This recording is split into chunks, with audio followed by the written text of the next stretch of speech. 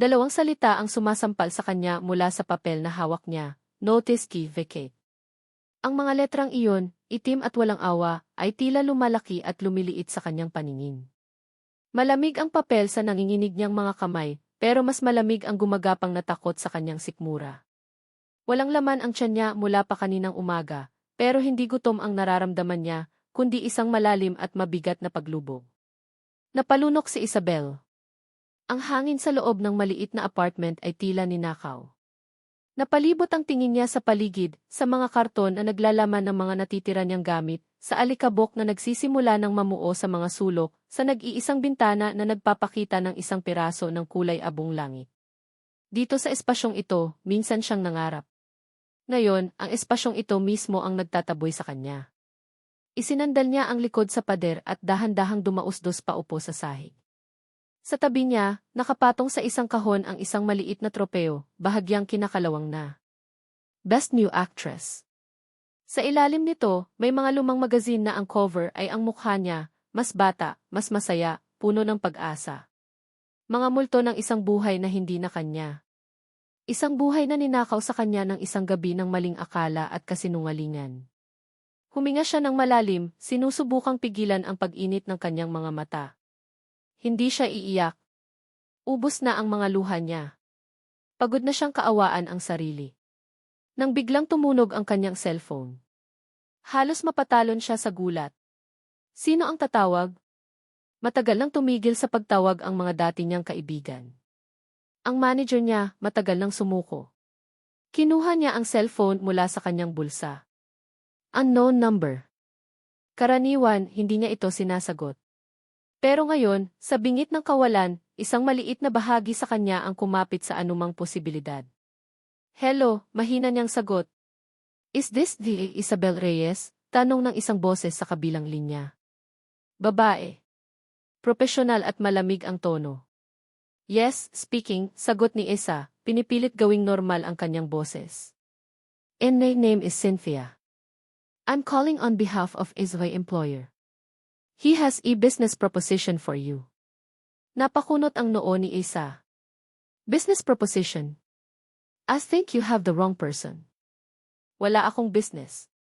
No, Ina Reyes. We have the right person, mariing sabi ng babae. Isway employer is willing to offer you job with a life-changing salary. He wants to meet you. Today. In 1 hour. Isang oras? Ang bilis naman.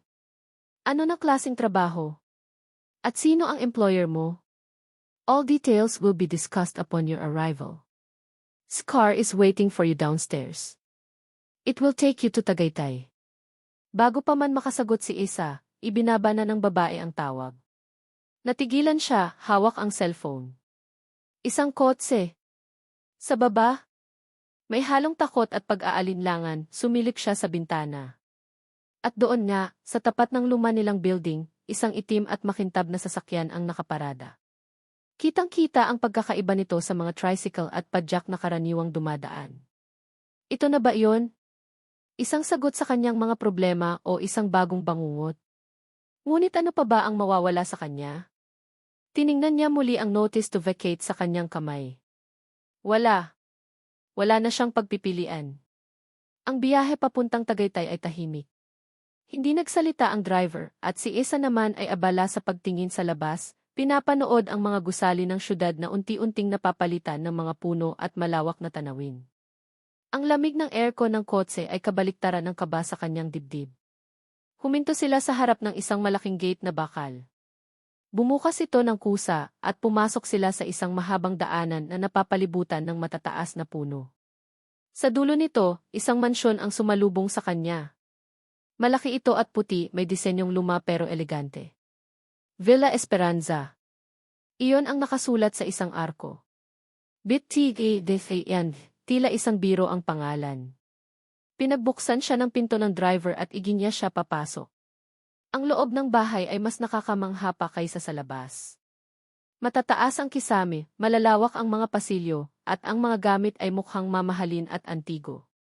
Pero sa kabila ng karangyaan, may kakaibang lamig at katahimikan sa lugar. Tila walang taong nakatira dito. This way, ma'am, sabi ng isang kasambahay na sumalubong sa kanya. Dinala siya nito sa isang malaking pinto na gawa sa kahoy. Kumatok ito ng 2 beses bago ito buksan. Sir, she's here. Pumasok si Esa sa isang opisina. Ang lalaking nakaupo sa likod ng isang malaking mesa ay hindi man lang nag-angat ng tingin mula sa mga papel na binabasa. Siya siguro ang employer. Bata pa ito, marahil ay nasa early 30s lang, pero ang aura niya ay seryoso at tila may pasan na problema ng buong mundo. Leave us, utos ng lalaki sa kasambahay nang hindi pa rin tumitingin sa kanya. Narinig ni Esa ang pagsara ng pinto. Ngayon, silang dalawa na lang. Ang tanging maririnig ay ang mahinang tunog ng ballpen na isinusulat sa papel. Pagkatapos ng tila isang kawalang hanggan, itinigil nito ang pagsusulat at sa wakas ay tumingin sa kanya. Ang mga mata nito ay malamig at mapanuri. Tiningnan siya nito mula ulo hanggang paa, na para bang isa siyang produktong sinusuri kung papasa sa kalidad. Isabel Reyes, sabi nito, ang boses ay baritono at walang emosyon. I'm Marco de Villa. Tumango lang si Esa, hindi alam kung ano ang sasabihin. I'll be direct, Lina Reyes. Don't like to waste time, sabi ni Marco, isinandal ang likod sa kanyang upuan. I have a job for you. A long-term contract. The job is simple. You will live here, in this house. You will act as a mother to 4 children. Natigilan si Esa. Nagkamali ba siya ng dinig? Ano po? Maging ina? You're an actress, aren't you? Or at least, you were, malamig na sabi ni Marco, at may kung anong kirot na naramdaman si Esa sa paraan ng pagkakasabi niya noon. Consider this the role of a lifetime. You will be their mother. You will take care of them, eat with them, help them with their homework. You will provide them with the maternal presence they lack. Napatayo si Esa, hindi makapaniwala. Sir, I'm sorry, pero hindi ko yata maintindihan. Bakit ako? At bakit kailangan ng pag-arte? Nasaan ang tunay nilang ina? That is none of your concern, mabilis na sagot ni Marco. Your only concern is the contract. Your salary will be more than enough to solve all your current financial problems and secure your future. In exchange, you will dedicate yourself completely to this role. No contact with the outside world. No questions about the past. You will be, for all intents and purposes, their mother. Pero mga batad. Nagsimulang manginig ang boses ni Esa. Ang mga alaala ng iskandalo, ng sigawan sa set, ng umiiyak na batang artista, ng mga daliring nakaturo sa kanya, bumalik lahat iyon. Isang malamig na buhol ang namuo sa kanyang lalamunan. Hindi ko po yata kaya. Kaya mo, sabi ni Marco, ang boses ay nagmistulang bakal. Because you have no other choice, Les Reyes. I know about the eviction notice. I know that you have nothing left. This is not to request. This is your only way out. Napaatras si Esa. Alam niya. Alam niya ang lahat. Pakiramdam niya ay hinubaran siya sa harap ng estrangherong ito. Ang desperasyon na nararamdaman niya kanina ay bumalik, mas matindi pa. Inilapag ni Marco ang isang makapal na folder sa mesa at itinulak ito palapit sa kanya. Read the contract. Sign it, and your problems are over. Binuksan ni Esa ang folder. Formal na kontrata. Mga legal na salita na hindi niya maintindihan. Pero isang numero ang malinaw na nakasulat doon, ang sweldo. Napasinghap siya. Ang halagang iyon ay sapat para mabuhay siya ng komportable sa loob ng maraming taon. Ito ang sagot. Ang pagtakas. I want you to meet them, sabi ni Marco, tumatayo.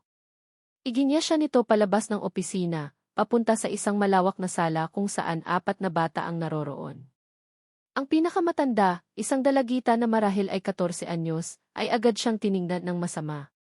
Ang mga mata nito ay puno ng pagdududa at galit. Siya siguro si Elia. Isang batang lalaki, mga 10 taong gulang, ay abala sa paglalaro sa isang gadget at hindi man lang sila pinansin. Si Kiko. Isang mas maliit na babae, mga 7 taong gulang, ang agad na nagtago sa likod ni Marco, mahigpit ang kapit sa isang luma at gutay-gutay na manika. Si Mina. At ang bunso, isang batang lalaki na siguro ay 5 taong gulang, ang tanging lumapit. Tumingala ito sa kanya, ang mga mata ay malaki at puno ng kuryosidad. Si Leo. Hi, sabi nito sa maliit na boses. Iyon lang. Pero para kay Isa, ang simpleng hi na iyon ay parang isang dagitab na dumaloy sa nanlalamig niyang katawan. Ngunit nang makita niya ang puot sa mata ni Elia at ang takot sa mukha ni Mina, bumalik ang pamilyar na kaba. Ang mga multo ng kanyang nakaraan. They are the reason you are here, sabi ni Marco. So, what's your decision, Nes Reyes? Tiningnan ni Isa ang mga bata, pagkatapos ay ang mukha ni Marco na naghihintay ng sagot. Muli niyang naalala ang eviction notice, ang mga karton, ang tropeyong kinakalawang. Ang buhay na gusto niyang takasan. Huminga siya ng malalim. Okay, halos pabulong niyang sagot. I'll do it, T. Bumalik sila sa opisina. Kinuha ni Isa ang ballpen. Nanginginig ang kamay niya habang nilalagdaan ang pangalan niya sa ilalim ng kontrata.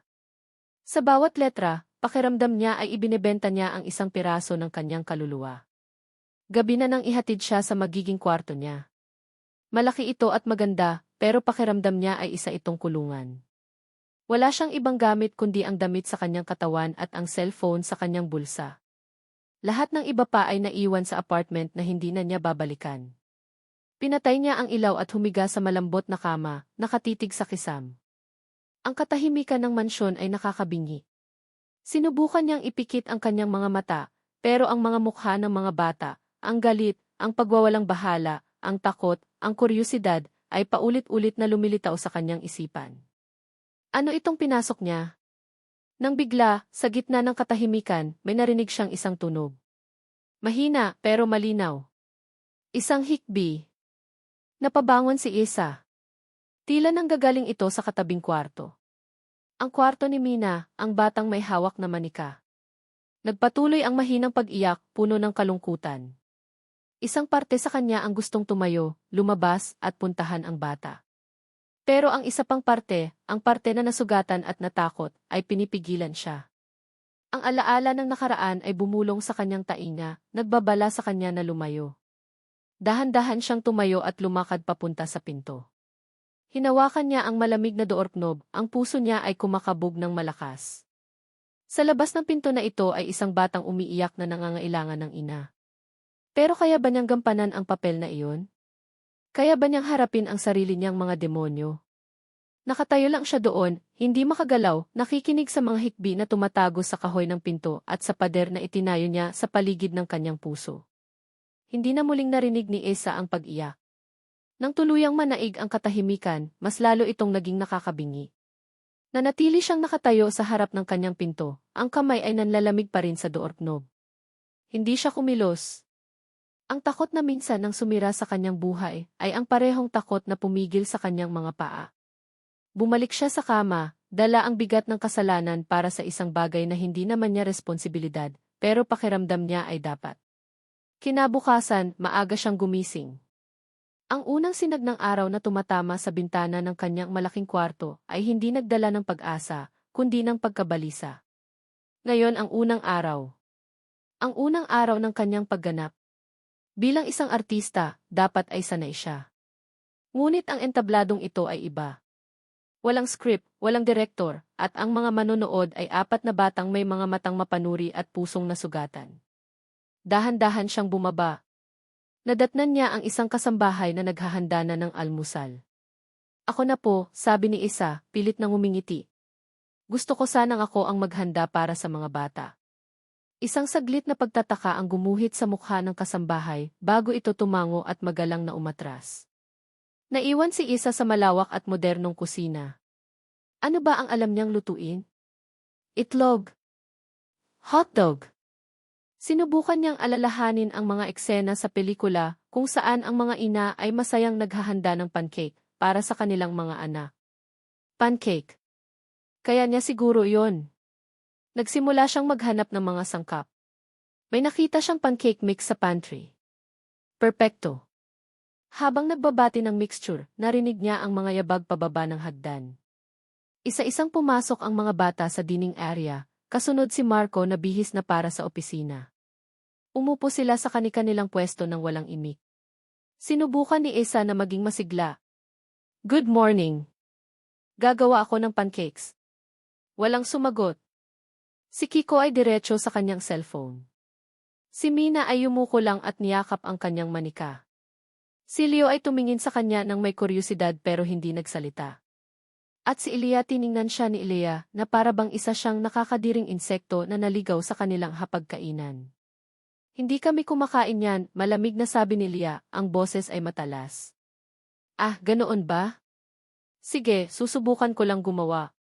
Baka magustuhan nyo, sabi ni Isa, hindi nagpapahalata sa kirot na dala ng mga salita nito.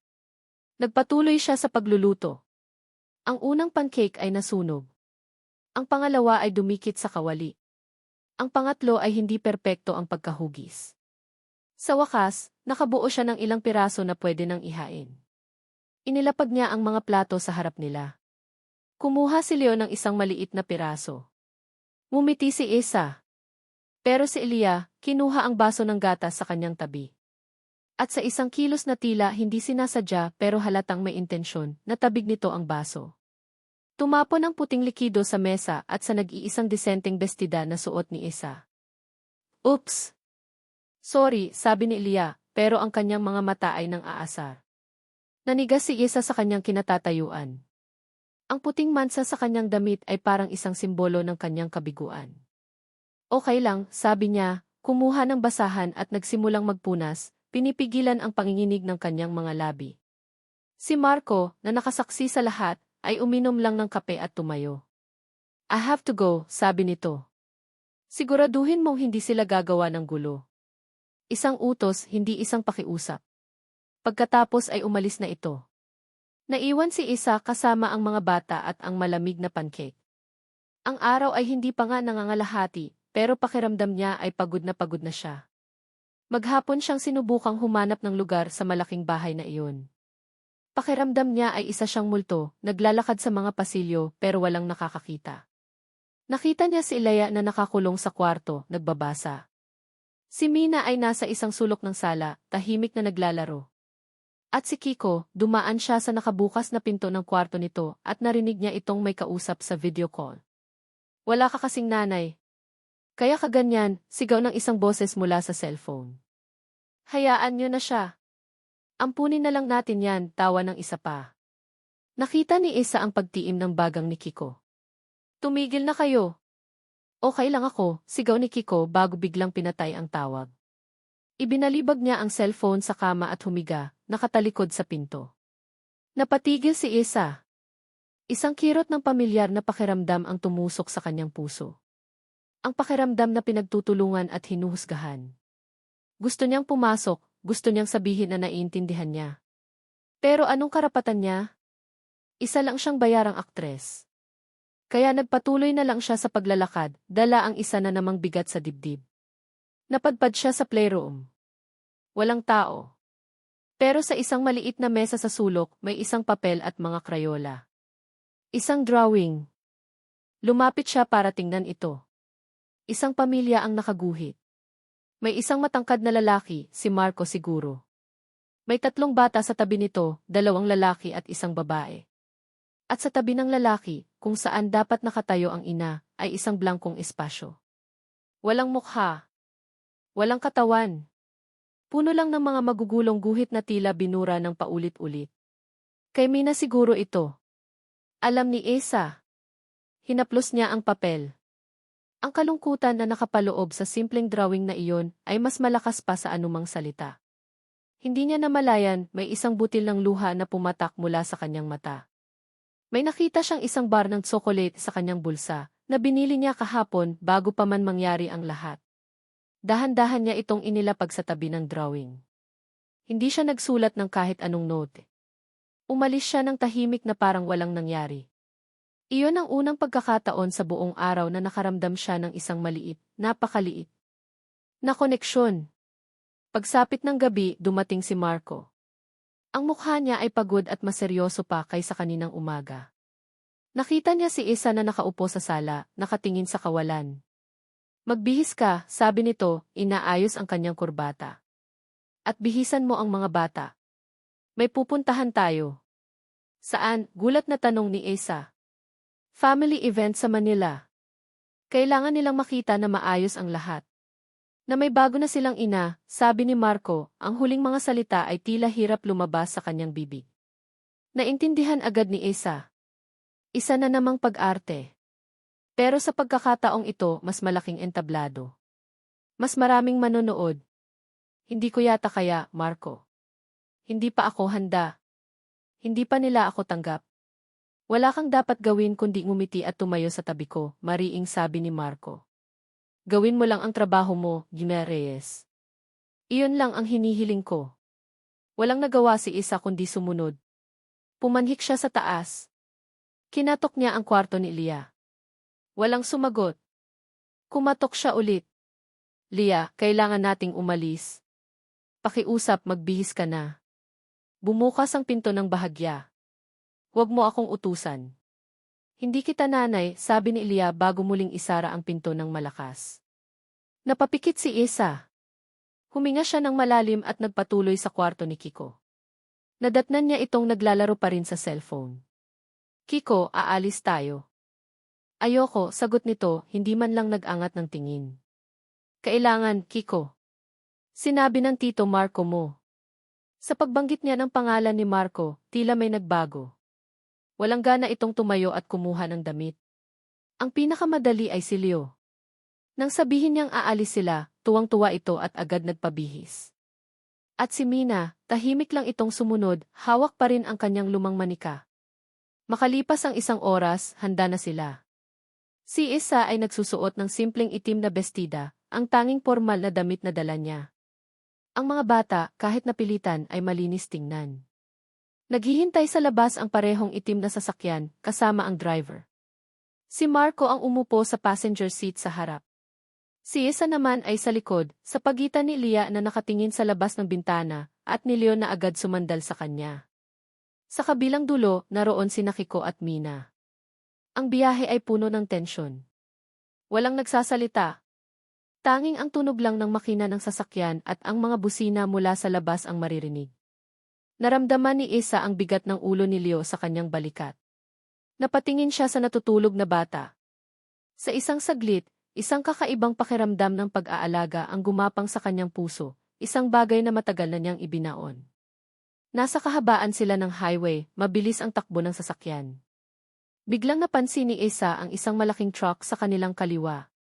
Tila wala itong kontrol, palinga-linga sa linya. Driver, dahan-dahan, narinig niyang sabi ni Marco, ang boses ay may bahid ng pag-aalala. Pero huli na ang lahat. Sa isang iglap, lumiko ng husto ang truck papunta sa kanilang direksyon. Ang malalaki nitong ilaw ay sumilaw sa kanilang mga mata. Isang malakas na sigaw ang kumawala mula kay Marco. Fayese! Wala nang oras para mag-isip. Ang tanging instinct ni Isa ay ang protektahan ang batang natutulog sa kanyang tabi. Ginamit niya ang kanyang buong katawan para yakapin si Leo, itinatago ang maliit nitong mukha sa kanyang dibdib, habang ang sasakyan ay yumayanig sa napakalakas na impact. Isang nakabibinging tunog ng nagkikiskisang metal ang pumuno sa kanyang pandinig. Ang salamin ng bintana ay nabasag at nagkalat na parang mga bituin. Naramdaman niya ang isang matinding sakit sa kanyang ulo, isang puwersang humahatak sa kanya paatras. Ang huling imahe na nakita niya bago siya lamunin ng kadiliman ay ang mukha ni Marco, lumingon mula sa harapang upuan, ang mga mata nito ay nanlalaki sa takot at ang bibig nito ay bumubuka. Sumisigaw ng kanyang pangalan habang ang lahat ay dahan-dahang nagiging itim. Amoy. Iyon ang unang pumasok sa kamalayan ni Marco. Ang pinaghalong amoy ng antiseptiko, dugo at takot. Ang pamilyar na amoy ng isang ospital na kinamumuhian niya ng buong puso. Natagpuan niya ang sarili na nakaupo sa isang malamig na upuang plastik sa labas ng emergency room. Ang kaninang malinis niyang damit ay lukot na at may mga mansa ng dugo. Dugo. Dugo ni Isa. Napatingin siya sa kanyang mga kamay. May mga tuyo na ring dugo doon. At sa isang iglap, hindi na dugo ni Isa ang nakikita niya, kundi ang alaala ng isa pang aksidente, isa pang kasalanan na pilit niyang ibinabaon sa limot. Sir! Nag-angat siya ng tingin. Isang nurse ang nakatayo sa harap niya. Sa likod nito, nakasilip ang 4 na bata, ang mga mukha ay puno ng pag-aalala at pagkalito. Okay na po ang mga bata, Sir Marco, sabi ng nurse. Minor scratches and bruises lang. We've checked them thoroughly. Si Elia po, medyo mataas ang blood pressure dahil sa takot, pero normal na po. Isang maliit na bahagi ng bigat sa kanyang dibdib ang nabawasan. Tumayo siya at nilapitan ang mga bata. Si Leo ay agad yumakap sa kanyang binti, umiiyak ng tahimik. Binuhat niya ito. Si Mina ay nakakapit sa lailayan ng damit ni Elia, habang si Kiko naman, sa unang pagkakataon, ay hindi hawak ang kanyang gadget, ang mga mata ay nakatuon sa sahig. Are you all okay? Tanong ni Marco, ang boses ay mas magaspang kaysa sa inaasahan niya. Tumango si Elia, pero ang mga mata nito ay hindi sa kanya nakatingin, kundi sa saradong pinto ng emergency room. Si Tita Isa po. Tita Isa. Ang pangalang iyon, galing sa bibig ni Elia na puno ng pag-aalala, ay nagdulot ng kakaibang epekto kay Marco. Ang babaeng tinawag ni Elia na hindi niya nanay kanina lang. Bago pa man siya makasagot, isang doktor ang lumabas mula sa pinto. And Di Villa. Ako nga po, mabilis na sagot ni Marco, ibinabasilyo. How is she? How is the wife? Ang salitang asawa ay dumula sa kanyang mga labi, isang kasinungalingan na kinailangan niyang gawin sa harap ng mga pulis at hospital staff para mapadali ang lahat. Pero nang marinig niya itong sabihin, may kung anong kumirot sa kanya. Ang mukha ng doktor ay seryoso. She's stable now. Malakas ang naging impact sa ulo niya. We did a CT scan. There's no internal bleeding, which is a good thing. But what, Dulcie, git ni Marco, nararamdaman ang pagbalik ng kaba. She has post-traumatic amnesia. Hindi pa natin alam kung gaano kalala. We have to wait for her to wake up to assess the extent of her memory loss. It could be for a few hours, few days or it could be longer. Amnesia. Pagkawala ng alaala. Natigilan si Marco. Para siyang binuhusan ng nagielong tubig. Lahat ng plano niya, lahat ng maingat niyang binalangkas, ay gumuho sa isang salita. Paano kung magising si Isa na hindi siya naaalala? O mas malala, paano kung maalala niya ang lahat, ang kontrata, ang pag-aartista, ang katotohanang hindi niya ito asawa at hindi niya mga anak ang mga bata?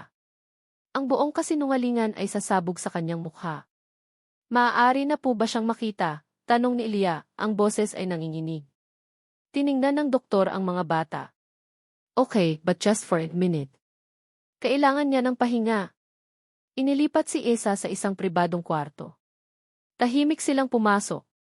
Nakahiga siya sa kama, maputla, may benda sa ulo. Ang payapang mukha niya ay kabaliktaran ng kaguluhan sa isip ni Marco. Umupo siya sa tabi ng kama, habang ang mga bata ay tahimik na nakatayo sa paanan nito. Ilang minuto silang naghintay sa katahimikan. Bawat tunog ng makina sa kwarto ay parang martilyong pumupukpok sa kanyang sentido. Tiningnan niya ang mga bata. Ang tapang sa mukha ni Elia ay napalitan ng takot. Ang pagwawalang bahala ni Kiko ay naging purong pag-aalala. Ito ang epekto ng babaeng ito sa kanila sa loob lamang ng 2 araw. Isang epekto na hindi niya kayang bayaran. At pagkatapos, gumalaw ang mga daliri ni Isa. Dahan-dahan nitong iminulat ang kanyang mga mata.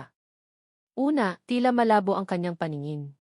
Pagkatapos ay unti-unti itong luminaw, at ang mga mata niya ay nagtama sa mga mata ni Marco. Humanda si Marco. Ito na iyon. Inihanda niya ang kanyang sarili para sa galit, sa pagkalito, sa mga tanong. Pero sa halip, isang ngiti ang dahan-dahang sumilay sa mga labi ni Isa. Isang ngiti na puno ng ginhawa at pagmamahal. Mahal ni. Mahinang sabi nito, ang boses ay bahagyang paos. Okay ka lang ba? Ang mga bata. Nasaan ang mga anak natin, mahal? Natigilan si Marco. Ang mundo niya ay huminto sa pag-ikot. Ang salitang iyon, mahal, ay tumama sa kanya na parang isang sampal, pero kasabay nito ay isang kakaibang kirot na hindi niya maintindihan. Walang pag-arte sa mga mata nito. Walang pahiwatig ng kasinungalingan. Ang nakikita niya ay isang asawang nag-aalala para sa kanyang pamilya.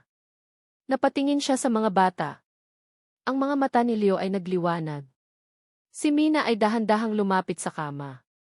Maging si Kiko ay napaangat ng tingin. At si Elia, nakita niya ang isang kislap ng pag-asa sa mga mata nitong kanina lang ay puno ng takot. Sa isang iglap, isang desperadong desisyon ang nabuo sa isip ni Marco. Isang desisyon na mas mapanganib pa kaysa sa orihinal na plano. Hinawakan niya ang kamay ni Isa. Okay lang ako, sabi niya, pinipilit na gawing kalmado ang kanyang boses. Okay lang tayo. The kids are fine. Nandito lang kami. Sinubukan ni Isa na bumangon. Gusto ko silang makita. Mommy, hindi na napigilan ni Leo, tumakbo ito palapit at yumakap sa braso ni Isa. Niyakap ito ni Isa pabalik, ang mga mata ay napuno ng luha ng kaligayahan. Tiningnan niya sina Lia, Kiko at Mina. Halikayo, mga anak. Nagkatinginan sina Lia at Kiko. Tiningnan nila si Marco, naghihintay ng senyas. Isang halos hindi makitang tango mula kay Marco ang nagbigay sa kanila ng permiso. Dahan-dahan silang lumapit. Ang eksena ay perpekto. Isang ina na muling nakapiling ang kanyang mga anak pagkatapos ng isang trahedya. Isang perpektong pamilya. Isang perpektong kasinungalingan. Nang makalabas ang mga bata para kumain, naiwan silang dalawa. Hinawakan ni Marco ang kamay ni Isa. Kailangan niyang sementuhin ang kwento. You were in an accident. Hindi mo maalala? Umiling si Isa, ang mukha ay nagpapakita ng pagkalito. Ang huli kong naaalala, pauwi na tayo galing sa park. Masaya tayong lahat. Pagkatapos wala na. Walang park. Walang masayang pamilya. Lahat ay gawa-gawa lang ng isip niya. O marahil, isang alaala na gusto ng isip niyang maging totoo. Pagbalik niya sa hallway, kinausap niya sina Lia at Kiko. Lumuhod siya para maging kapantay nila. Listen to me, seryoso niyang sabi. Mommy Isa, she lost her memory. Ang alam niya, tayo ay isang tunay na pamilya. Para sa kanya, para hindi siya malito at masaktan, kailangan nating ipagpatuloy ito. Pero Tito V. Simula ni Kiko. Hindi Tito, putol ni Marco, ang boses ay nag-uutos. Daddy. At siya ay Mommy. Mula ngayon, iyon ang itatawag niyo sa amin. Lalo na sa harap niya. Naiintindihan niyo ba? Nag-aalangang tumango si Kiko. Pero si Elia ay nanatiling nakatingin sa kanya, ang mga mata ay puno ng mga tanong na hindi nito masabi. Alam ni Marco na hinihila niya ang mga bata sa isang mas malalim na gulo. Pero ano pa ang magagawa niya? Magiging maayos din ang lahat, pangako niya, isang pangakong hindi niya sigurado kung kaya niyang tuparin. Tumayo siya at huminga ng malalim, sinusubukang ayusin ang gusot sa kanyang isipan. Kailangan niyang kontrolin ang sitwasyon. Kailangan niyang protektahan ang bagong kasinungalingang ito. Habang papalik siya sa kwarto ni Isa, isang boses ang pumutol sa kanyang pag-iisip. Isang boses na kilalang kilala niya, matalas, malamig, at laging may pahiwatig ng pangungutya. Marco, apo. Lumingon siya. Nakatayo sa dulo ng hallway si Tita Matilda niya, bihis na bihis, ang mga mata ay matalas na nakatutok sa kanya. Dahan-dahan itong lumapit, ang bawat hakbang ay tila may bigat. Nabalitaan ko ang nangyari, sabi nito, tumigil sa harap niya. Tiningnan nito ang saradong pinto ng kwarto ni Isa. Kawawa naman. Taid na titusaw, Marco. O baka naman ang artista mo ay hindi gumanap ng maayos sa kanyang papel. Ang pagbabalik sa Villa Esperanza ay kakaiba. Kung noong una ay pakiramdam ni Isa ay isa siyang dayuhan na pumapasok sa isang malaking kulungan, ngayon, ang pagpasok sa malawak na gate ay parang isang pag-uwi. Ang malalamig na pasilyo ay tila mas naging mainit. Ang matataas na kisame ay tila mas bumaba para yakapin siya. Ito ang kanyang tahanan. Ang paniniwalang iyon ay nakatanim ng malalim sa kanyang puso, kasing totoo ng paghinga niya. Sa mga sumunod na linggo, isang bagong ritmo ang nabuo sa mansyon. Isang ritmo ng pamilya. Si Isa, na wala ng bahid ng alaala ng kontrata o ng kanyang malungkot na nakaraan, ay ibinuhos ang kanyang buong pagkatao sa pagiging ina. Ang kanyang pagmamahal ay hindi na isang pag-arte, ito ay totoo at umaapaw. Tuwing umaga, siya ang gumigising sa mga bata, hindi na may kasamang sunog na pancake, kundi may mainit na sinangag at itlog na perpekto ang pagkakaluto. Natutunan niya kung paano timplahin ang gatas ni Leo, kung anong mga kwento ang gustong marinig ni Mina bago matulog at kung paano patawanin si Kiko sa mga corny niyang jokes. Isang hapon, habang naghahanda siya ng merienda, narinig niya ang tawanan mula sa hardin. Sumilip siya sa bintana ng kusina. Nakita niya si Marco nakalaro ang mga bata.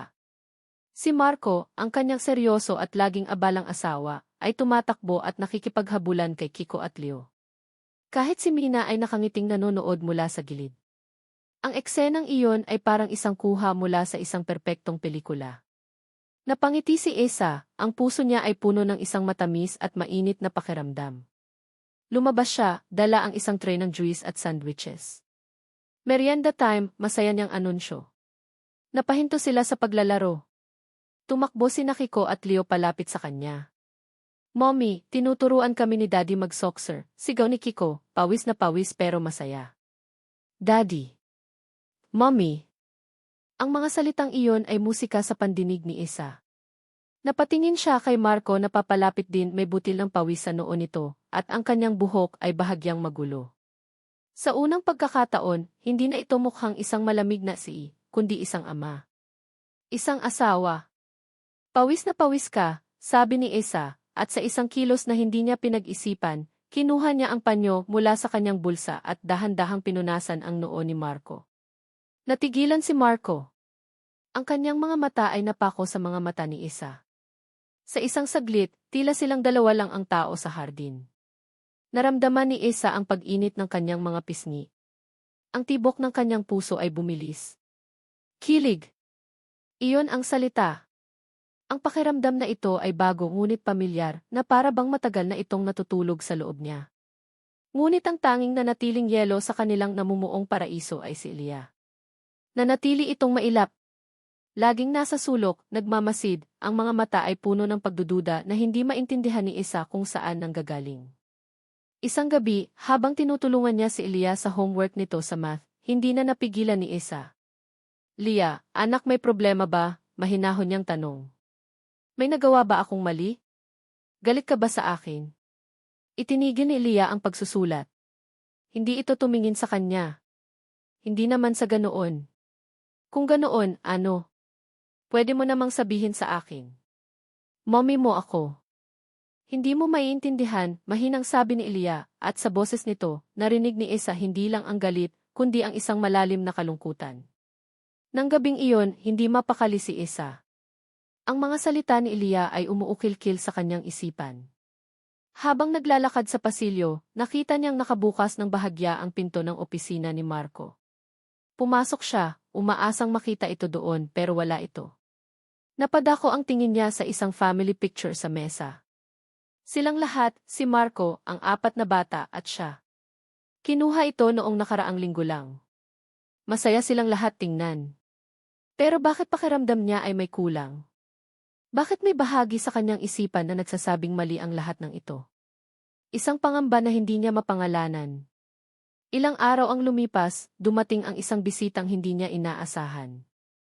Isang matandang babae, elegante sa kanyang suot na damit, pero mailamig sa kanyang mga mata na nagpapaalala kay Esa sa unang beses niyang makita si Marco.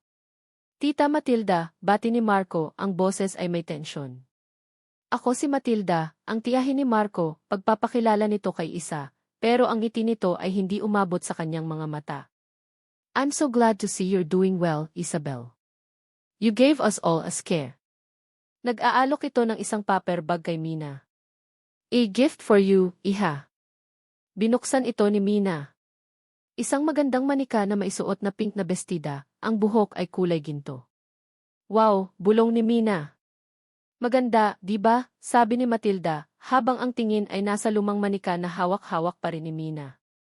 Mas maganda kaysa sa luma. Alam mo, iha, ang mga lumang bagay dapat tinatapon na. Para makapagbigay daan sa mga bago. Ang mga salitang iyon ay para kay Mina, pero ang mga mata nito ay nakatutok kay Esa. Naramdaman ni Esa ang isang biglaang lamig. Kinagabihan, hindi pa rin maalis sa isip ni Esa ang mga sinabi ni Matilda. May kakaibang pahiwatig sa mga salita nito. Dahil hindi siya makatulog, naisipan niyang maghanap ng libro sa library ng mansyon. Malaki ang library, puno ng mga lumang libro. Habang naghahanap sa isang estante, narinig niya ang boses ni Marco mula sa labas, sa may balcony. Tila may kausap ito sa telepono. I told you to stay away, tita. Huwag mo na silang guluhin. Sandaling katahimikan. Wala kang pakialam sa kung anong ginagawa ko. This is Julie family, narinig niyang sagot ni Marco, ang boses ay tumaas. Pamilya ko ito. Ang mga salitang iyon ay dapat nagdulot ng saya kay Isa, pero sa halip, mas lalo lang lumaki ang buhol sa kanyang dibdib. Bakit kailangang ipaglaban ni Marco ang kanilang pamilya mula sa sarili nitong tiyahin? Anong gulo ang pinag-uusapan nila? Dahan-dahan siyang umatras, ayaw niyang isipin ni Marco na nakikinig siya. Nagtago siya sa likod ng isang mataas na estante na malapit sa bintanang nakabukas. Narinig niya ang pagbuntong hininga ni Marco. Pagkatapos, isa pang tawag ang pumasok. Si Matilda siguro ulit. Pero hindi boses ni Marco ang narinig niya, kundi boses ng isang babae. Boses ni Matilda. Siguro ay tumawag ito sa landline ng library, hindi alam na may tao sa loob. Huwag kang mag-alala, narinig niyang sabi ni Matilda sa kung sino man ang kausap nito. Ang boses nito ay kalmado, ngunit puno ng pananabik, na para bang nagkukwento ng isang matagumpay na plano. Everything is going according to plan. Maayos ang lahat. Panalo tayo dito. May sandaling katahimikan bago nito idinugtong ang mga salitang nagpatigil sa mundo ni Isa. Sigurado ako. Nakita ko siya. Wala siyang maalala. I hotch chilid sent as iman. Hindi iyon aksidente. Siniguro ko iyon. Hindi aksidente. Siniguro ko iyon. Ang mga salitang iyon ay umalinggaw sa loob ng tahimik na library. Nabitawan ni Isa ang librong hawak niya. Bumagsak ito sa sahig na may malakas na kalabog, pero hindi niya ito narinig. Ang tanging naririnig niya ay ang malakas na kabog ng kanyang puso at ang mga nakakakilabot na salita na paulit-ulit na tumatakbo sa kanyang isipan. Ang aksidenteng halos pumatay sa kanya at nag-alis ng kanyang alaala ay hindi isang aksidente. Ito ay isang plano.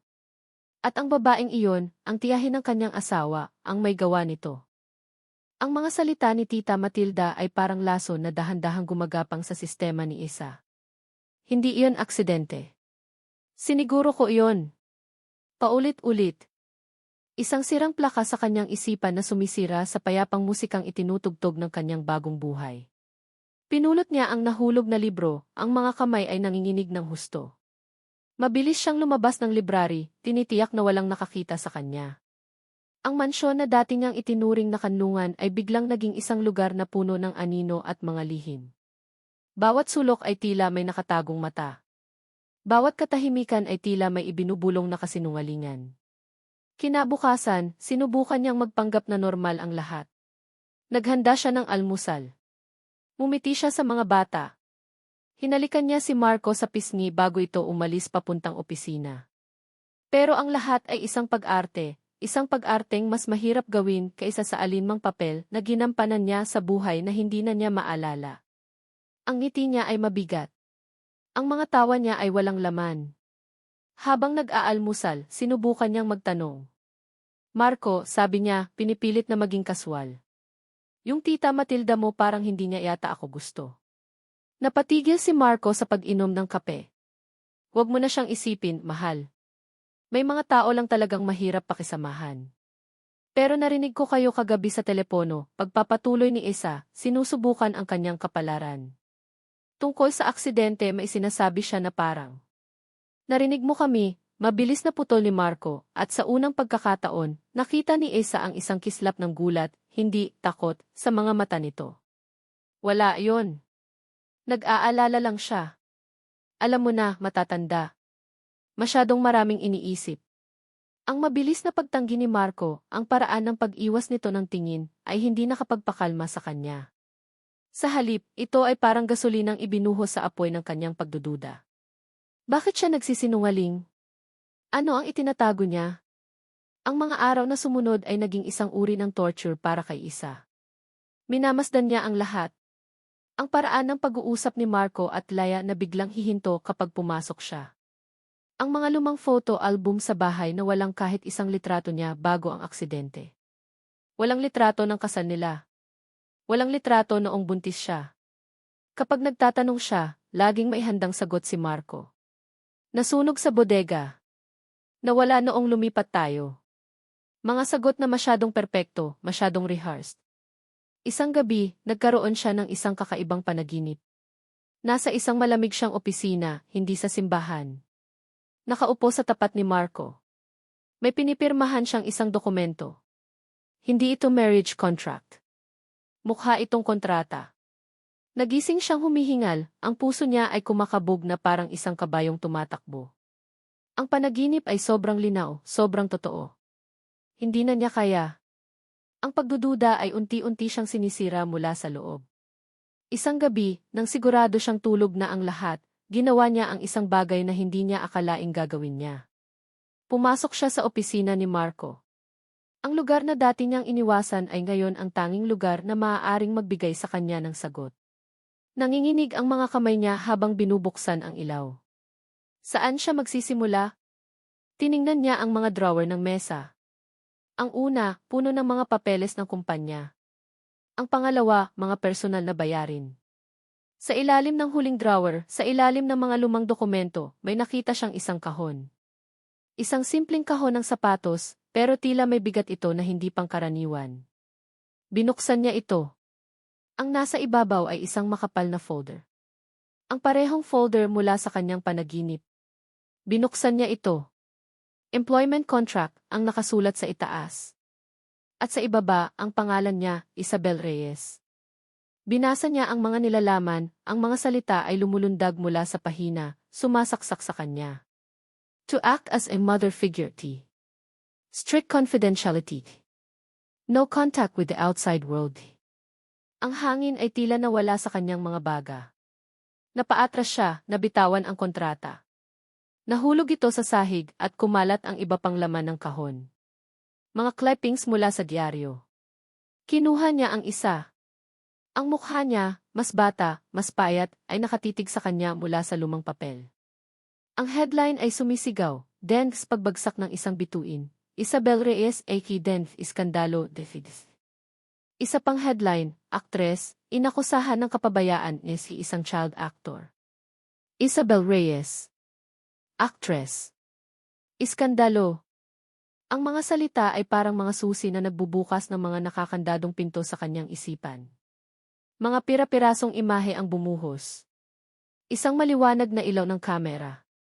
Isang sigaw. Isang batang umiiyak. Ang galit na mukha ng isang ina. Mga daliring nakaturo. Ang kahihiyan. Ang pagtakas. Hindi. Bulong niya, napahawak sa kanyang ulo na biglang kumirot ng matindi. Hindi totoo. Kinuha niya ang kontrata mula sa sahig at tumakbo palabas ng opisina, paakyat sa kanilang kwarto. Ginising niya si Marco, yugyug ito ng malakas. Marco! Marco, gumising ka. Nagising si Marco, nagulat. Isa! Anong problema? Anong oras na? Itinaas ni Isa ang kontrata, ang kamay niya ay nanginginig kaya't ang papel ay gumagawa ng isang malutong na tunog. Ang mga luha ay nagsisimula ng mamuo sa kanyang mga mata. Ano to, Marco? Tanong niya, ang boses ay basag na. Ano nang ibig sabihin nito? Nakita ni Marco ang hawak niya. Ang kulay ay nawala sa kanyang mukha. Nanlaki ang kanyang mga mata sa pagkabigla at takot. Tumayo siya, pero hindi makapagsalita. Sumagot ka, sigaw ni Isa, ang sakit at pagtataksil ay sumisira sa kanyang boses. Tumingin siya sa sarili niyang refleksyon sa salamin. Isang estranghera ang nakatitig pabalik. Napahawak siya sa kanyang mukha. Sino si Isabel Reyes? Sino ako, Marco? Sino ako? Ang kanyang mga tanong ay bumitin sa hangin, puno ng paghihinagpis. Si Marco ay nakatayo lang doon, walang salitang lumalabas sa kanyang bibig, ang kanyang mukha ay isang maskara ng pagkakasala at pagsisisi. Ang kanyang katahimikan ang pinakamasakit na sagot. Kumpirmado. Lahat ng ito. Ang kanyang masayang buhay pamilya, ang kanyang mapagmahal na asawa, ang kanyang mga anak, lahat ay isang malaking kasinungalingan. Isa lang siyang bayarang artista. Isa lang siyang tauhan sa isang perpektong palabas na isinulat ng lalaking nasa harap niya. Ang sakit ay hindi na niya makayanan. Hindi na siya makahinga. Kailangan niyang makaalis. Tumalikod siya at tumakbo. Walang sapin sa paa, walang dalang kahit ano. Tumakbo siya palabas ng kwarto, pababa ng hagdanan, lampas sa mga family picture na ngayon ay parang mga larawan ng panunuya. Isa, wait, narinig niyang sigaw ni Marco mula sa likuran. Pero hindi siya lumingon. Binuksan niya ang pinto at sinalubong ang malamig na hangin ng gabi. Nagsisimula ng umambon. Tumakbo siya, palayo sa Villa Esperanza, palayo sa kasinungalingan, palayo sa pamilyang minahal niya ng buong puso, na hindi naman pala kanya. Tumakbo siya sa gitna ng ulan, walang patutunguhan, ang tanging dala ay ang basag na mga piraso ng kanyang puso at ng kanyang pagkatao. Sayese! Ang sigaw ni Marco ay nilamon ng lumalakas na buhos ng ulan. Nakatayo siya sa may pinto, basang-basa, pinapanood ang papalayong anino ni Isa hanggang sa tuluyan itong maglaho sa dilim ng gabi. Ang kontrata na naiwan sa sahig ng kanilang kwarto ay tila isang hatol na nagpapatunay sa kanyang kasalanan. Isang malamig na takot ang gumapang sa kanyang buong pagkatao, isang takot na mas malala pa kaysa noong gabing iyon ng aksidente. Noong una, takot siyang baka mamatay si Isa. Ngayon, takot siyang baka mamatay ang kaluluwa nito dahil sa ginawa niya. Walang pag-aalinlangan, sumunod siyang tumakbo palabas. Hindi niya inalintana ang ulan o ang putik na tumatalsik sa kanyang damit. Sayese! Bumalik niya eh. Ang tanging naririnig niya ay ang dagundong ng kulog at ang sarili niyang desperadong sigaw. Ang daan palabas ng Villa Esperanza ay mahaba at madilim. Saan siya pupunta? Wala siyang pera, walang cellphone, walang alam sa lugar. Pinaandar niya ang kotse, ang mga gulong ay dumudula sa basang kalsada. Ang ilaw ng sasakyan ay parang mga matang naghahanap sa dilim. Bawat anino ng puno ay nagbibigay sa kanya ng maling pag-asa. Bawat liko ay nagdudulot ng panibagong kabiguan. Ang imahe ni Isa, tumatakbo palayo na may mga luhang humahalo sa ulan, ay paulit-ulit na sumasaksak sa kanyang isipan. Pagkatapos ng halos kalahating oras na paghahanap, nakita niya siya. Nakahandusay sa gilid ng daan, malapit sa isang malaking puno ng akasya, walang malay. Ang putik ay dumungis sa kanyang damit at mukha. Agad siyang napapreno. Isa! Lumabas siya ng kotse at binuhat ito. Malamig ang balat nito at mahina ang pulso. Ang takot na mawala ito ay bumalik ng may dobleng tindi. Dinala niya ito pabalik sa kotse at mabilis na nagmaneho pabalik sa mansyon. Pagpasok niya sa bahay, dala-dala ang walang malay na katawan ni Isa, sumalubong sa kanya ang nag-aalalang mukha ng mga kasambahay at ang takot sa mga mata ni Lia at Kiko na nagising sa komosyon. Anong nangyari kay Mommy? Nanginginig na tanong ni Kiko. Is she okay, Daddy? Segunda ni Lia, ang tapang nito ay ganap ng naglaho. She'll be fine. Bumalik na kayo sa kwarto niyo, utos ni Marco, sinusubukang itago ang panginginig sa kanyang boses. Dinala niya si Isa sa kanilang kwarto at maingat na inihiga sa kama. Habang pinupunasan niya ang putik sa mukha nito, ang pakiramdam ng pagkakasala ay parang isang malaking batong nakadagan sa kanyang dibdib. Bakit niya hinayaang mangyari ito? Bakit niya itinayo ang isang kastilyong buhangin na alam niyang guguhurin sa huli? At sa gitna ng kanyang pagsisisi, isang malakas na katok ang narinig niya mula sa baba. Kasunod nito ay ang pagbukas ng pinto sa ibaba. Isang boses ang umalinggaw sa buong mansyon, isang boses na kilalang-kilala niya. Marco! Alam kong nandito ka. Tapusin na natin ang komedyang ito. Si Tita Matilda. Bumaba si Marco, ang kanyang mga kamao ay nakakuyom. Naabutan niya ang kanyang tiyahin sa gitna ng sala, nakatayo na parang isang reyna na handa nang magbigay ng hatol. Sa kanyang kamay, may hawak itong isang brown envelope. Ano nang ginagawa mo dito, tita? Galit na tanong ni Marco. Sinabi ko na sayo, di ba? The show is over, sabi ni Matilda, ang ngiti ay mapang-asar. O baka naman gusto mong ipakita ko ito sa board of directors bukas. Ang EC ng De Villa Corporation, nagbabayad ng isang disgraced actress para magpanggap na asawa niya. I wonder what our stockholders would say. Umalis ka na, mariing sabi ni Marco. Hindi. Hindi hanggat hindi mo ibinibigay sa akin ang nararapat sa anak ko, giit ni Matilda. Ang posisyon mo. Ang lahat. Habang sila'y nagtatalo, hindi nila namalayan, dahan-dahang bumukas ang pinto ng kwarto sa itaas. Lumabas si Isa, gising na, nakahawak sa hamba ng pinto para sa suporta. Narinig niya ang lahat. Ang bawat salita ay parang karayom na tumutusok sa kanya, nagdudugtong sa mga pira-pirasong alaala. Dahan-dahan siyang bumaba ng hagdan. Bawat hakbang ay mabigat. Napatigil sa pagtatalo sina Marco at Matilda nang makita siya. Ayan na pala ang bida, sabi ni Matilda, tila tuwang-tuwa. Kumusta ang pakiramdam, Isabel? Ang maging isang bayarang ina. Ang yakapin ang mga batang hindi naman sayo. Tita, tama na, sigaw ni Marco, humarang sa pagitan nila. Pero huli na. Ang mga salita ni Matilda ay parang isang susi na nagbukas sa huling nakakandadong bahagi ng isipan ni Isa. Ang aksidente. Ang paggising sa ospital.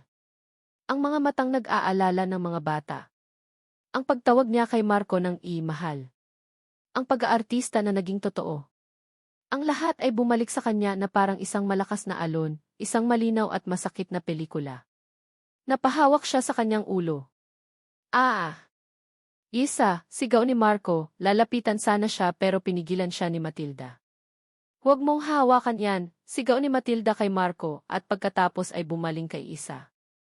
Huwag kang magkunwari na biktima ka dito. Isa ka lang bayarang artista. Isang kasangkapan na ginamit nitong pamangkin ko para pagtakpan ang pinakamalaki niyang kasalanan. Anong kasalanan? Basag na tanong ni Isa, ang mga mata ay nagpalipat-lipat kina Marco at Matilda. Isang ngisi ang gumuhit sa labi ni Matilda. Sabihin mo sa kanya, Marco. Sabihin mo sa kanya ang totoo tungkol sa mga anak ninyo. Sabihin mo sa kanya kung bakit sila ulila. Sa itaas ng hagdanan, lumabas sina Lia at Kiko, narinig ang malakas na sigawan. Ang kanilang mga mukha ay puno ng takot. Si Marco, na nakikita ang sakit sa mukha ni Isa, ang takot sa mukha ng mga bata, at ang tagumpay sa mukha ng kanyang tiyahin, ay naramdamang nasukol na siya. Wala na siyang matatakbuhan. Ang lahat ng pader na itinayo niya ay gumuho ng sabay-sabay. Sa gitna ng desperasyon, isang sigaw ang kumawala mula sa kanyang lalamunan, isang sigaw na nagmula sa kaibuturan ng kanyang kaluluwa, dala ang bigat ng lahat ng kanyang pagsisisi. Tama, Gine. Tama, Gine. Tumingin siya kay Isa, pagkatapos ay sa mga bata sa hagdanan, ang mga luha ay nagsisimula ng mamuo sa kanyang mga mata. Gusto niyong malaman ang totoo. Ito ang totoo. Huminga siya ng malalim, hinahanda ang sarili sa sakit na idudulot ng kanyang mga salita. Hindi sila ampon. Hindi sila ulila sa paraang iniisip niyo. Ang boses niya ay nanginginig, basag sa emosyon. Mga pamangkin ko sila. Anak sila ng kapatid ko ng kuya ko na namatay dahil sa kin. Ang pag-amin ay bumitin sa hangin, mas malakas pa kaysa sa kulog sa labas. Natigilan si Isa. Natigilan si Matilda.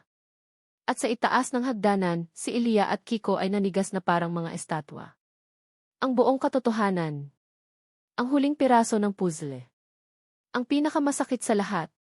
Tumingin si Lia sa kanya, pagkatapos ay kay Isa, ang kanyang mga mata na kanina ay puno ng takot ay napalitan ngayon ng isang malalim na sakit at pakiramdam ng lubos na pagtataksil. Ang buong buhay niya, ang buong pagkatao niya, ay isang kasinungalingan.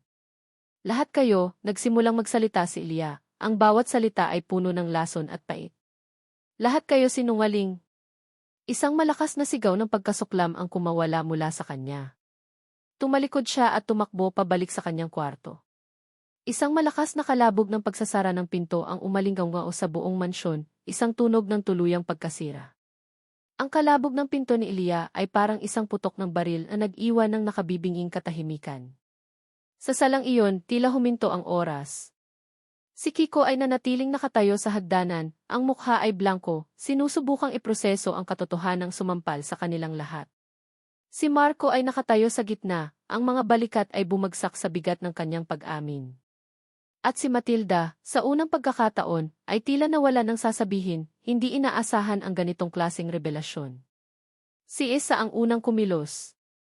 Ang lahat ng alaala, ang kontrata, ang aksidente, ang kasinungalingan, ang katotohanan, ay naglalaro sa kanyang isipan.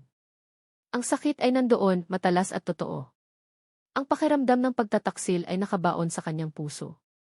Ngunit sa ilalim ng lahat ng iyon, ay isa pang damdamin na lumutang, isang malalim at hindi maipaliwanag na pagmamahal para sa mga batang iyon. Tumingin siya kay Marco, hindi na may galit, kundi may pag-unawa sa sakit na nakikita niya sa mga mata nito. Pagkatapos ay tumingin siya kay Matilda, ang pinagmulan ng lahat ng gulo. Umalis ka na, mahinahon ngunit mariing sabi ni isa. Nagulat si Matilda. Anong sabi mo? Sino ka para paalisin ako sa pamamahay na ito? Isa akong ina na poprotektahan ang kanyang mga anak, sagot ni isa, ang boses ay hindi na nanginginig. Wala ka ng lugar dito. Ang lason mo ay hindi natatalab sa amin. Umalis ka na. Tumingin si Matilda kay Marco, naghahanap ng suporta. Ngunit ang nakita niya ay isang bagong determinasyon sa mukha ng kanyang pamangkin. Narinig mo siya, tita, malamig na sabi ni Marco. Tapos na. Umalis ka na sa buhay namin at huwag ka nang babalik. Sa pagkabigla at pagkatalo, walang nagawa si Matilda kundi tumalikod at lisanin ang Villa Esperanza, na iwan ang katahimikang mas mabigat pa kaysa dati. Nang makaalis si Matilda, bumagsak si Marco sa pinakamalapit na upuan, ang mukha ay nakasubsob sa kanyang mga palad. Patawarin mo ako, Isa. Patawarin niyo ako. Hindi sumagot si Isa. Sa halip, lumakad siya paakyat ng hagdanan. Kumatok siya sa pinto ni Lia. Walang sagot. Kumatok siya ulit. Lia, anak. Pakiusap, buksan mo ang pinto. Umalis ka. Hindi kita nanay at hindi kita kailangan, sigaw mula sa loob. Ang mga salitang iyon ay dapat masakit, pero alam ni Isa na hindi galit ang nagsasalita, kundi ang nasugatang puso ng isang bata. Umupo siya sa labas ng pinto, ang likod ay nakasandal sa malamig na kahoy. Hindi ako aalis dito hanggat hindi mo ako kinakausap, sabi ni Isa, sapat lang para marinig sa loob. Alam kong galit ka. May karapatan kang magalit. Niloko ka namin. Niloko ka niya. At niloko kita. Pero gusto kong malaman mo ang pagmamahal na naramdaman ko para sa'yo, para kay Kiko, kay Mina, at kay Elio, hindi iyon kasinungalingan. Iyon lang ang tanging totoo sa lahat ng ito. Hindi siya sumagot. Nagpatuloy si Isa. Alam mo, minsan na rin akong nasaktan. Minsan, may mga taong pinagkatiwalaan ko na sinira ako. Tinanggalan nila ako ng pangarap ng pangalan. Matagal akong nagtago. Natakot akong harapin ang mundo. Natakot akong magtiwala ulit. Kaya noong una, ang trabahong ito isa lang itong pagtakas. Pero kayo ang nagturo sa akin kung paano magmahal ulit. Kayo ang nagbigay sa akin ng pamilya. Dahan-dahan, narinig niya ang pag-unlock ng pinto. Bumukas ito ng bahagya. Nakita niya si Elia, ang mga mata ay namumugto sa kaiyak. Walang salitang namutawi. Niyakap lang ni Isa ang bata ng mahigpit. At sa yakap na iyon, ang lahat ng pader na itinayo ni Elia ay unti-unting gumuho, at umiyak ito ng umiyak sa balikat ng babaeng pinili niyang maging ina. Kinabukasan, isang bagong uri ng katahimikan ang bumalot sa mansyon. Hindi na ito ang katahimikan ng pag-iwas, kundi ang katahimikan ng pag-iisip at paghilom. Pinuntahan ni Marco si Isa sa hardin. Aalis ka na ba? Tanong nito, ang boses ay puno ng takot. Tumingin si Isa sa mga bulaklak na minsan na nilang diniligan ng magkasama. Hindi ko alam. Isa, patawarin mo ako, sabi ni Marco, ang boses ay basag. Namatay si kuya sa isang car accident. Nag-aaway kami noon. Kasalanan ko. I spent years trying to control everything para hindi na ako makasakit ng iba. Para mabigyan ko sila ng perpektong buhay. But I ended up hurting everyone, most of all, you. Sa wakas, naintindihan ni Isa ang bigat na pinapasa ni Marco. Pareho silang may mga multo ng nakaraan. Pareho silang tumatakbo. Hindi natin mababago ang nakaraan, Marco, sabi ni Isa. Pero pwede nating piliin ang kinabukasan. Inilabas ni Marco ang isang papel mula sa kanyang bulsa. Hindi ito kontrata. Isa itong legal na dokumento. I'm filing for legal guardianship, sabi niya. Gusto kong maging legal na ama nila. At gusto kong maging legal na ina kanila. Kung papayag ka. Tiningnan ni Isa ang dokumento. May isang linya doon para sa pangalan ng ama, Marco de Villa. At sa ilalim nito, isang blankong linya para sa ina.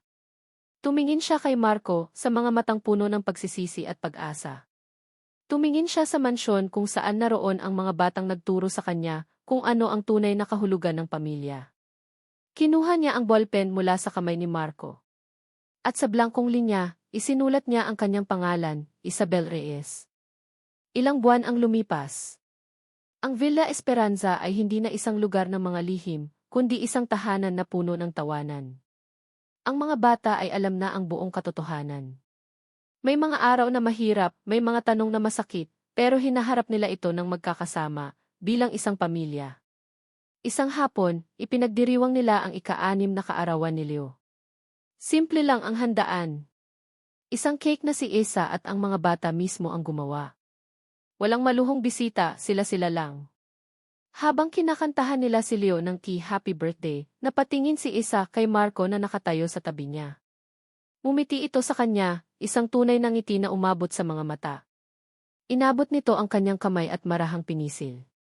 Hindi na sila kailangang umarte. Hindi na sila kailangang magpanggap. Pinanood nila si Leo habang nilalakasan nito ang pag-ihip sa mga kandila. Sa pagkawala ng apoy, isang hiling ang nabuo sa isip ni Isa. Na sana, manatili sila sa ganitong paraan. Hindi perpekto. Medyo magulo. May mga sugat pa na kailangang maghilom. Ngunit totoo. Isang pamilyang hindi nabuo sa dugo, kundi sa pagpapatawad, pagtanggap at pag-ibig na kanilang piniling ibigay sa isa't isa. At dito nagtatapos ang kwento ni Isa, Marco at ng kanilang pamilyang pinili sa Villa Esperanza. Mula sa kaibuturan ng aking puso, maraming salamat sa inyong walang sawang pagsubaybay at pakikinig.